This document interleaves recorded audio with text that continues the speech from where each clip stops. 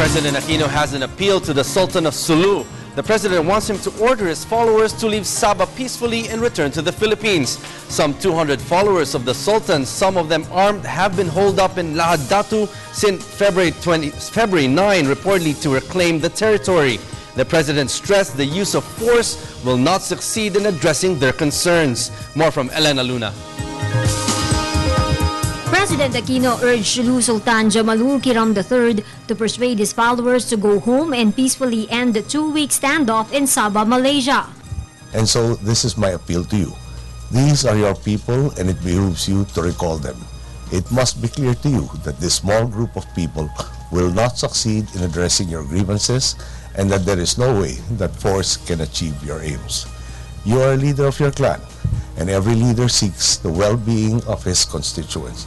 These times require you to use your influence to prevail on our country to desist from this hopeless cause. The president said Philippine and Malaysian authorities continue to coordinate efforts to peacefully resolve the situation. He added the standoff puts at risk not just the lives of Kiram's followers, but also the livelihood of Filipinos in Sabah. The president revealed he has ordered an investigation into possible violations of laws by Kiram, his followers, and collaborators. May I remind you as well that as a citizen of the Republic, you are bound by the Constitution and its laws.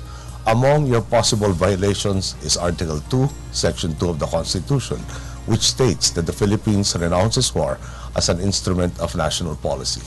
The enabling law of which is Article 118 of the Revised Penal Code, which punishes those, and I quote, who provoke or give occasion for a war or expose Filipino citizens to reprisals on their persons or property. Close quote.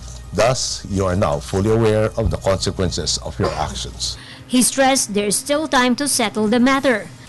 We have not yet reached the point of no return, but we are fast approaching that point. The duty is very clear.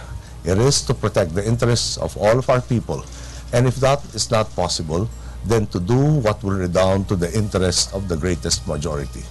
This is the time to demonstrate that you are a true leader, both in name and deed. The right thing to do now would be to order your followers to return home as soon as possible. The choices and consequences are yours.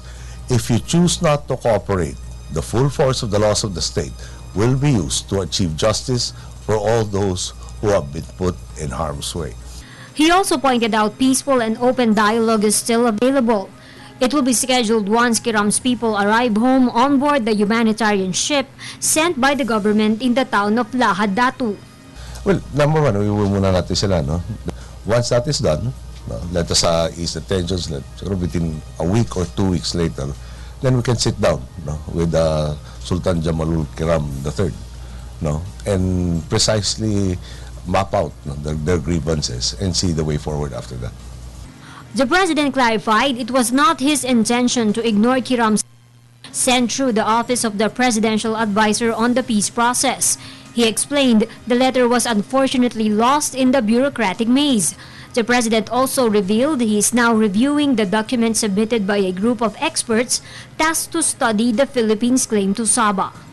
So you have all of these branches as to who should be the direct heir or who should be rulers. And you have at least 5 people who are claiming to be the Sultan of Sulu.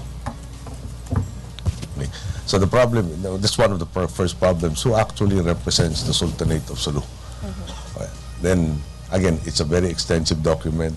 It's even single-spaced. There are actually 2 documents that have yet to be studied, submitted to me yesterday.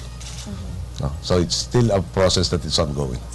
For the People's Television, Elena Luna.